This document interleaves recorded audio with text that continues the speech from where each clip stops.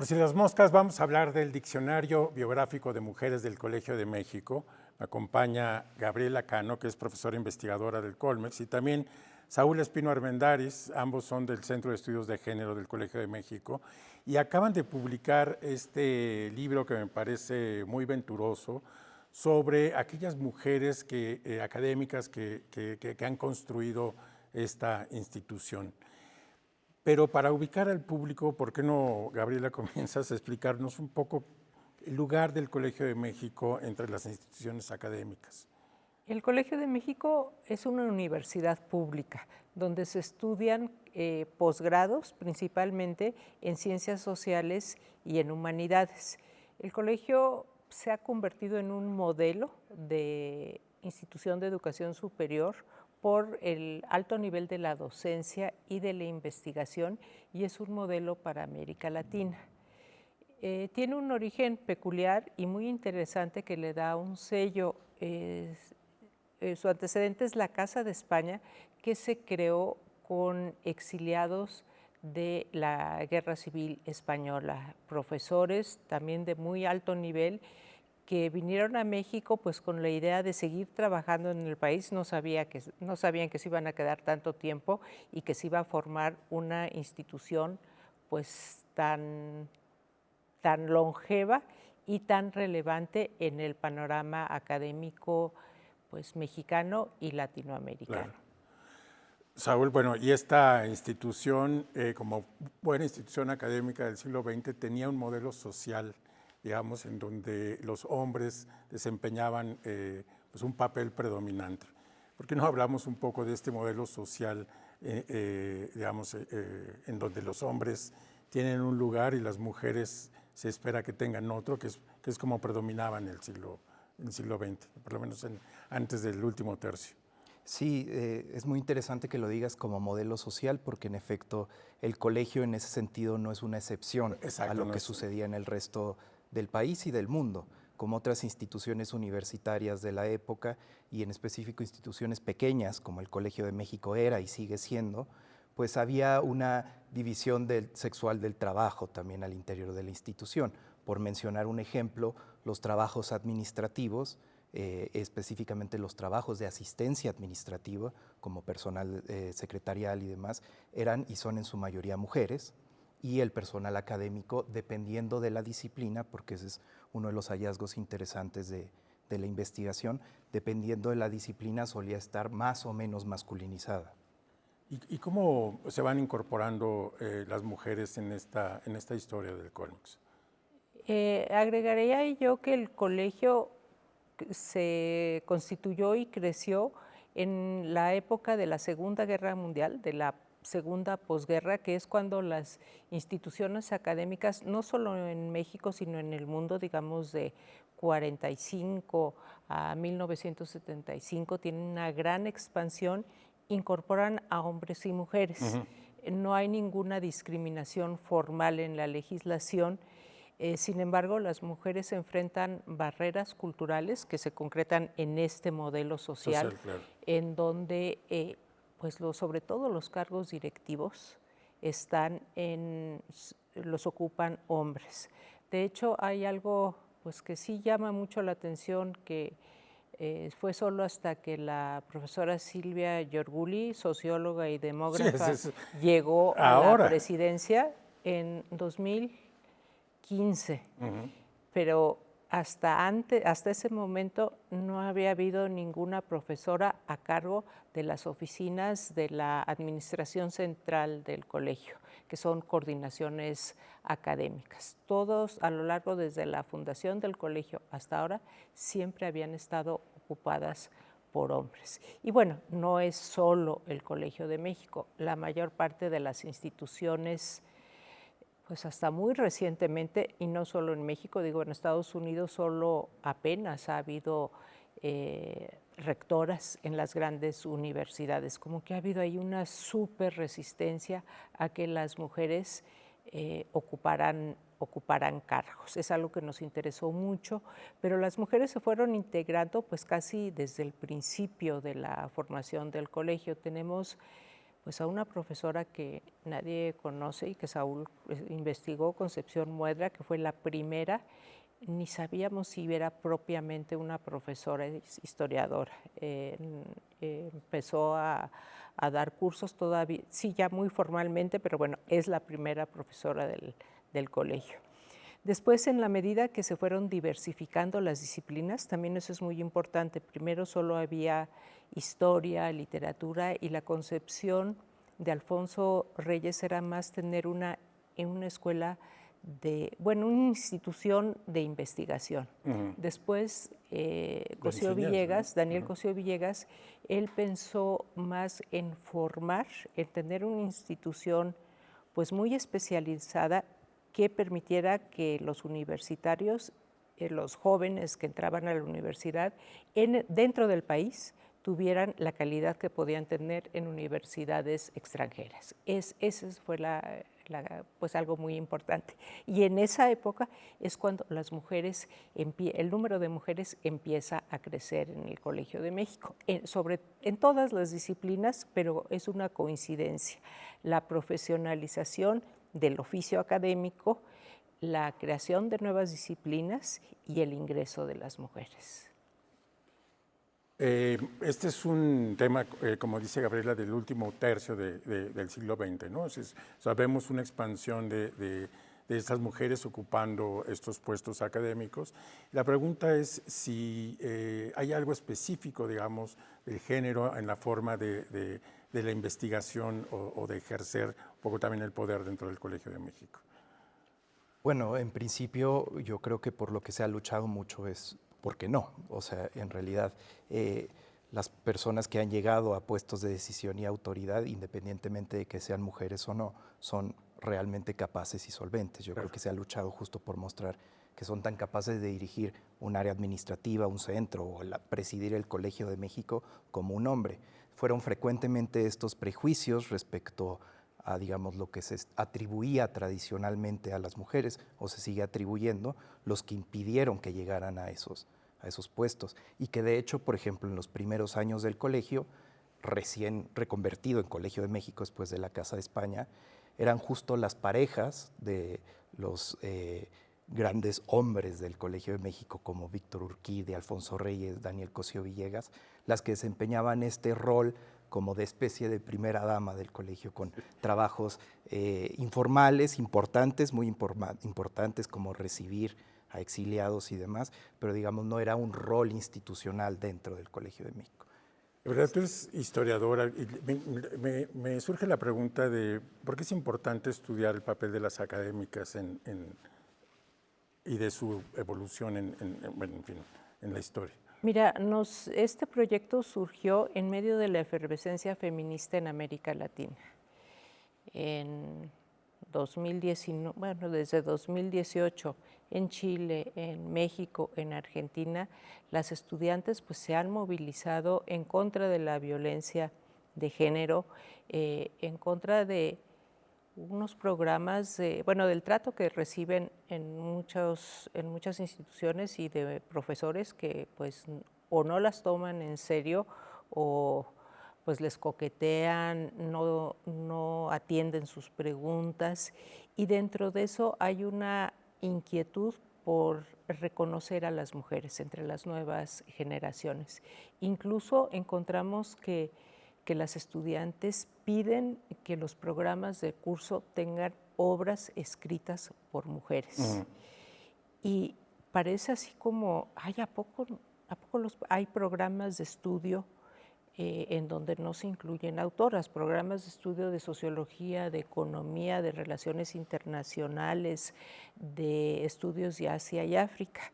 Y bueno, eso no es particular del colegio, pero esta demanda recorre todas las universidades de América Latina. Entonces estamos dentro de esta demanda del feminismo actual, de las estudiantes que ahora tienen 20, 25 años, que están ávidas de bibliografía escrita por mujeres, de reconocer a científicas sociales, de saber quiénes eran y qué aportaciones hicieron. Entonces está dentro de dentro de este propósito de visibilizar a las mujeres, pero no solo con nombres, sino con sus obras y aquilatando pues su bibliografía, su producción y a dónde llegaron después de pasar por el Colegio de México. Hay otra cosa que también quería preguntarles, y es la existencia ahora del Centro de Estudios de Género, que entiendo se convirtió en un centro de estudios recientemente, pero cuyos antecedentes están en el colegio casi desde principios de los 80, ¿no? ¿Por qué no nos cuentan un poco de la evolución también de su propio centro de investigación? Sí, el Programa Interdisciplinario de Estudios de la Mujer, que es el nombre con el que surge lo que hoy es el Centro de Estudios de Género, surgió en 1983. Fue un programa muy pionero, no solo a nivel nacional, sino a nivel América Latina, junto con el programa de la UAM. Y bueno, fue algo parte que una de las cosas que fuimos descubriendo a lo largo de la investigación también tuvo que ver con el reconocimiento que tuvo quien presidía en ese momento la institución, Víctor Urquidi, por identificar potenciales temas que a futuro pudieran tener interés para el Estado y para la academia. Fue el caso de la demografía, fue el caso y de los estudios de la mujer que por la época surgían en universidades de Estados Unidos y de Europa. Entonces surgió como un pequeño núcleo de investigadoras de proyecto, profesoras que organizaban talleres, principalmente en temas de literatura, luego después de política pública, y poco a poco fue, digamos, haciéndose más académico, hasta que quedó incorporado al Centro de Estudios Sociológicos y, como bien mencionas, vamos a cumplir apenas 3 años, ya como centro independiente dentro del colegio y como Centro de Estudios de Género. Muy bien, les propongo que nos vayamos a una pausa. Regresamos con una idea que te acabo de robar, Gabriela Cano. Digamos, y sobre todo preguntarte qué significa, digamos, en materia de administrativa y de presupuesto que eso se haya convertido en el Centro de Estudios de Género y las implicaciones que tiene. Pero vamos a eso, regresamos en un minuto.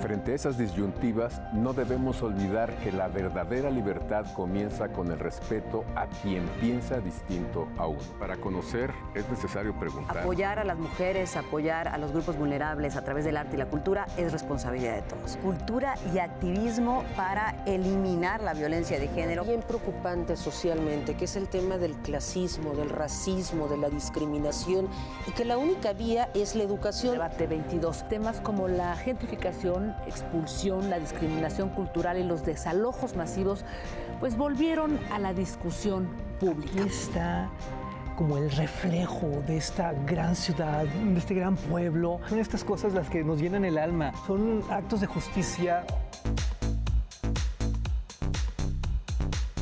Por si las moscas, vamos a hablar del Festival Internacional por la Diversidad Sexual, que este año cumple su edición número 36, 15 años del Museo Universitario de Arte Contemporáneo, y me acompaña para eso su directora Amanda de la Garza. Vamos a hablar del más reciente libro del escritor Juan Villoro, me refiero a La figura del mundo.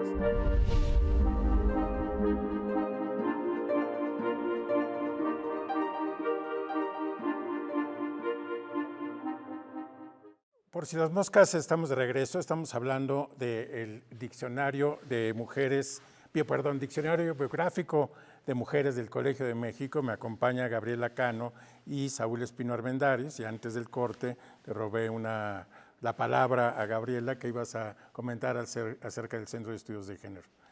Sí, este diccionario se preparó justo al mismo tiempo que se estaba formando el nuevo Centro de Estudios de Género del Colegio de México.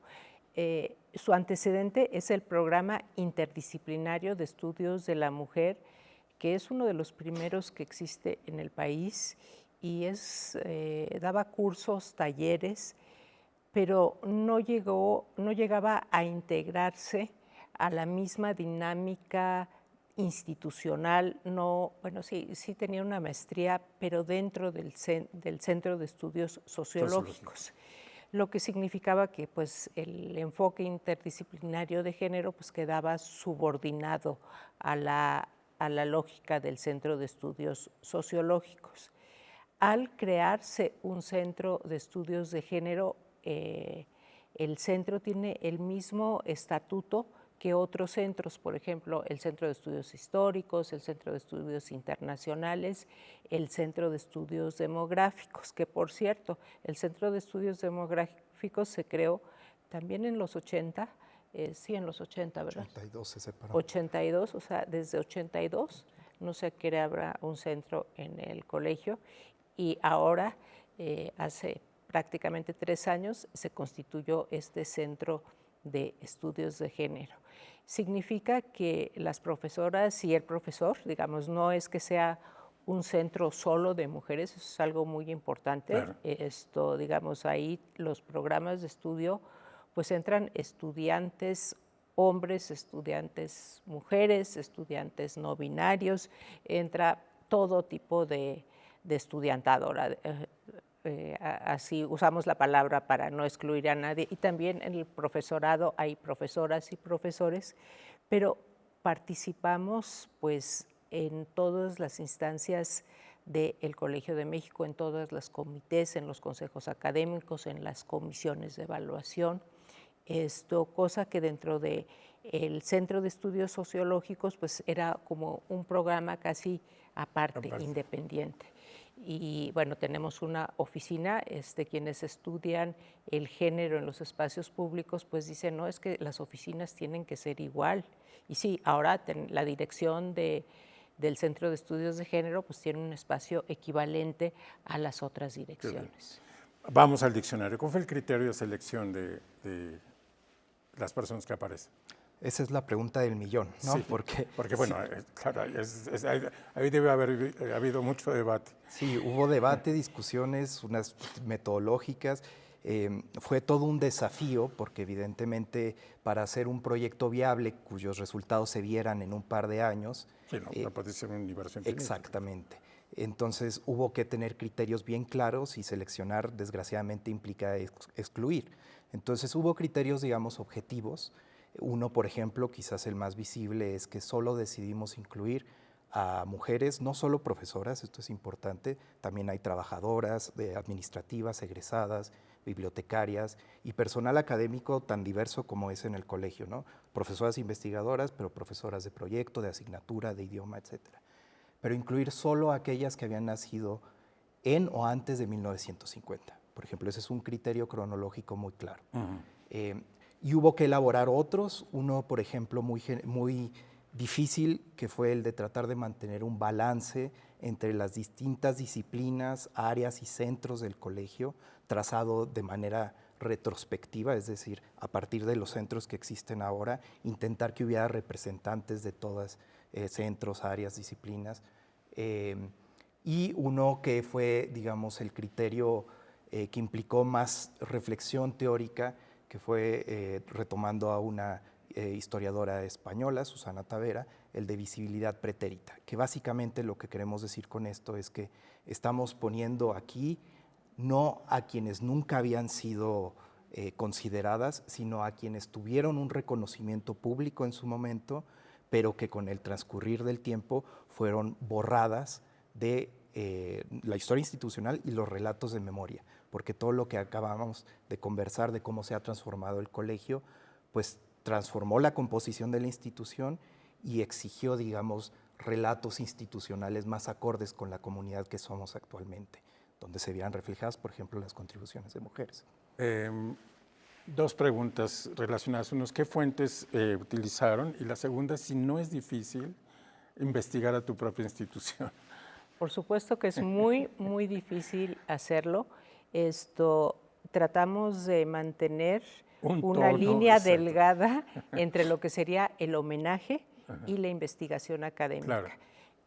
Nuestro propósito siempre estamos haciendo una contribución a las ciencias sociales, por eso el rigor, la manera de organizar todas las entradas, aunque están escritas por casi 100 autoras y autores, siguen los parámetros generales y acudimos a fuentes primarias, fuentes de archivo, hasta donde es posible. ¿Entrevistas?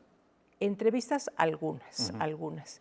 Eso nos pone, creo que, en un lugar muy distinto de la información que hay en Internet. La información de estas mujeres que encuentras en la red, pues no está curada. Aquí hay una selección y estamos enfatizando ciertos aspectos para ver a las mujeres justo como académicas.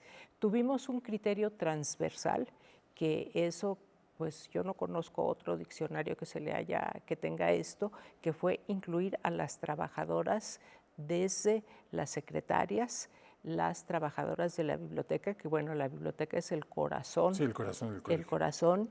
Y en ese sentido, por ejemplo, esto sí es algo muy limitado, es dentro del Colegio de México, pero la historia del trabajo de oficina es semejante en otras instituciones. Entonces, bueno, queremos invitar a reflexionar sobre esto. Por ejemplo, el tránsito de la máquina de escribir a la computadora. En su momento había una supercomputadora con 4 terminales y si se iba la luz, las 4 secretarias que habían trabajado todo el día ahí lloraban porque había que empezar otra vez. Claro. Y sí recurrimos a archivo, a mucho archivo, que es lo que nos gusta, porque pues ahí vas teniendo la objetividad, la comprobación de datos hasta donde es posible dentro de nuestra propia institución. Saúl, ¿para qué sirven los diccionarios biográficos? O sea, ¿cuál es su utilidad?